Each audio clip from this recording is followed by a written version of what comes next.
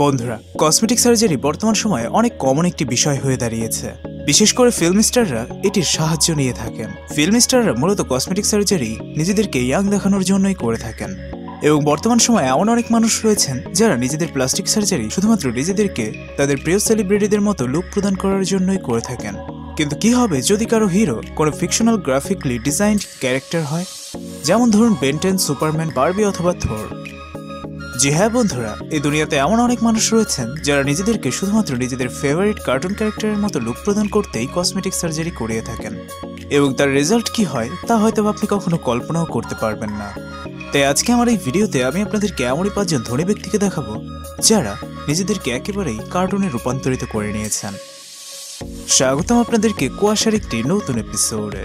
তো চলুন কথা না বাড়িয়ে শুরু করা যাক। রোমারিও দোস স্যান্টোস এলভিস। বন্ধুরা, হাল্ককে তো আপনি দেখেইছেন। ছোটবেলায় এই ইচ্ছাটি প্রায় সকলেরই থাকে যে ইস, যদি আমার বডিটি হাল্কের মতো হতো। এমন অনেক মানুষ রয়েছেন যারা নিজেদের বডিকে এমনই হাল্কের বডির মতো রূপান্তরিত করতে জিমে যাওয়ার জন্য প্রস্তুত থাকেন। কিন্তু বড় হয়ে তারা বুঝতে পারেন যে আসলে এমনটা সম্ভবই নয়। আপনাদের অনেকের সাথেই হয়তো এমনটা ঘটেওছে। কিন্তু কিছু কিছু মানুষ এমনও রয়েছেন যারা বড় হওয়ার পরেও তাদের মধ্যে এমন ইচ্ছাই পোষণ করেন, যেমন রোমারিও ডোস স্যান্টোস এলভিস। বন্ধুরা, রোমারিও ছোটবেলা থেকেই হাল্কের অনেক বড় একজন ফ্যান ছিলেন। তিনি ছোটবেলা থেকে এই সিদ্ধান্তে উপনীত হন যে তিনি নিশ্চিত হাল্কের মতো বডি বানিয়েই দেখাবেন, আর এজন্য তিনি জিমেও জয়েন করেছিলেন। কিন্তু বন্ধুরা, আপনারা সাধারণভাবে এটি জানেন যে হাল্কের মতো বডি ন্যাচারালি একেবারেই বানানো প্রায় অসম্ভব। রোমারিও জিমে গিয়ে তার ডিজায়ার্ড বডি না পাওয়ার কারণে তিনি একটি ডাক্তারের কাছে গেলেন এবং তার নিজের শরীরকে অ্যালকোহল এবং স্টেরয়েডের মাধ্যমে পাম্প করার কথা চিন্তাভাবনা করলেন। ডাক্তার হাজারবার তাকে নিষেধ করার পরেও রোমারিও একেবারেই তার কথা মানেননি এবং রোমারিও তার নিজের শরীরকে অপারেশনের মাধ্যমে পাম্প করিয়েছেন। যদিও তার বডি বর্তমানে অনেকটাই হাল্কের মতো হয়ে গিয়েছে, কিন্তু তার হাত পা বর্তমানে অনেক টাইট হয়ে গিয়েছে, আর যার জন্য এখন তিনি কাজ করতে অসমর্থ হয়ে গিয়েছেন। আনফরচুনেটলি তিনি তার এই অপারেশনটি খুব দ্রুতই করিয়ে নিয়েছিলেন, যার কারণে তিনি হাল্কের মতো তো হয়ে গিয়েছিলেন, কিন্তু বর্তমানে প্রায় ন্যাচারাল হয়ে গিয়েছেন।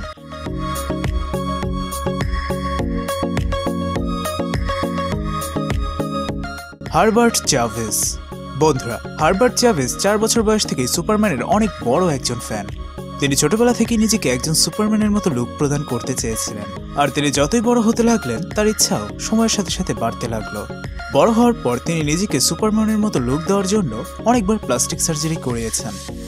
এখনো পর্যন্ত তিনি প্রায় 26 বার প্লাস্টিক সার্জারি করিয়েছেন এবং বর্তমানে তাকে দেখতে ঠিক এমনই লাগে।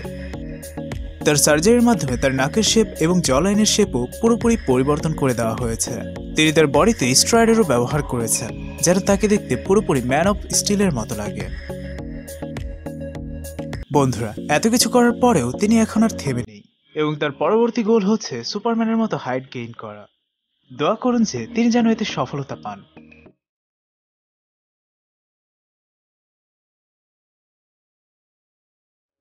সারা বার্চ। বন্ধুরা, সারা বার্চকে কসমেটিক সার্জারির কুইন বলা হয়ে থাকে। তিনি ছোটবেলা থেকেই চেয়েছেন যে তাকে যেন একটি বারবি ডলের মতো দেখতে লাগে, যদি এটি ন্যাচারালি একেবারেই প্রায় অসম্ভব, আর এজন্যই তিনি অনেক ধরনের কসমেটিক সার্জারির সাহায্য নিয়েছেন। এখনো পর্যন্ত তিনি 100টিরও অধিক কসমেটিক সার্জারি করিয়ে নিয়েছেন, যাতে প্রায় খরচ হয়েছে $3.5 লাখ মতো, এবং এখনো পর্যন্ত তিনি তার কসমেটিক সার্জারি করানো থামাননি। এছাড়াও তিনি পাবলিকলি এটি রিভিল করেছেন যে তিনি সার্জারিতে অ্যাডিক্টেড হয়ে গিয়েছেন। তিনি এটিও বলেছেন যে তিনি প্রতি 3 সপ্তাহে একটি করে সার্জারি করান। এখনো পর্যন্ত তিনি skin peeling, breast implant, but implant এবং ফ্যাট ট্রান্সফারের মতো অনেকগুলো সার্জারি করিয়েছেন। তার লম্বা চুল, নীল চোখ এবং চিকন কোমর দেখে আপনি হয়তো এটি ভাবছেন যে তার সকল সার্জারি হয়তোবা একেবারেই সাকসেসফুল হয়েছে। কিন্তু বন্ধুরা, আমি আপনাদেরকে বলে দিই যে কসমেটিক সার্জারির মাধ্যমে আপনি ক্যান্সারেও আক্রান্ত হতে পারেন, এবং সারা এখনো পর্যন্ত একবার ক্যান্সারে আক্রান্তও হয়েছিল, কিন্তু সৌভাগ্যজনকভাবে তিনি বেঁচে ফিরেছেন।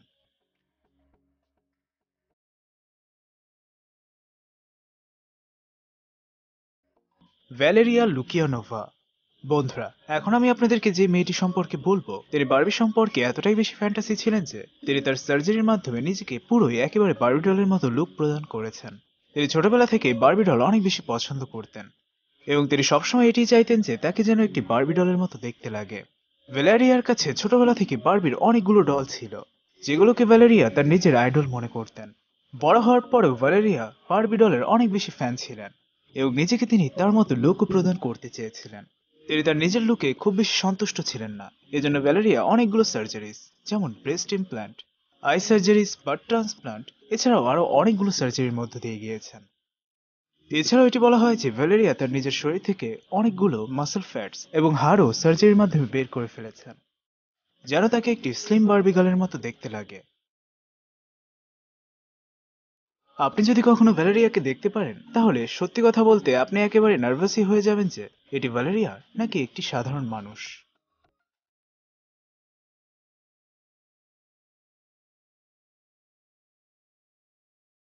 মিলেন্ডা মুন। বন্ধুরা, মিলেন্ডা একজন Canadian model. Melinda Moon Lord of the Rings এর অ্যালফেনের অনেক বড় ফ্যান ছিলেন।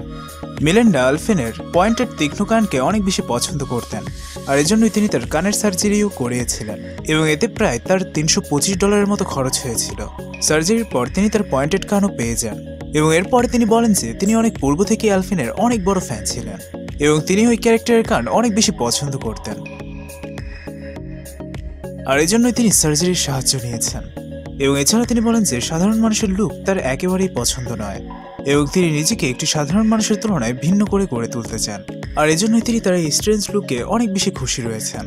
এছাড়াও তিনি এটি বলেছেন যে যদি সার্জারির মাধ্যমে মানুষের শরীরে পাক লাগানো যেত তাহলে তিনি তাও করে দেখাতেন। তাহলে বন্ধুরা, এটি ছিল সেই 5 জন ধনী লোক যারা নিজেদের লুককে একেবারেই পরিবর্তন করে ফেলেছিলেন। এদের মধ্যে কার লুকটি আপনার কাছে সবচেয়ে বেশি স্ট্রেঞ্জ লাগলো তা অবশ্যই আমাকে কমেন্ট করে জানাতে ভুলবেন না। তো বন্ধুরা, আজ এ পর্যন্তই।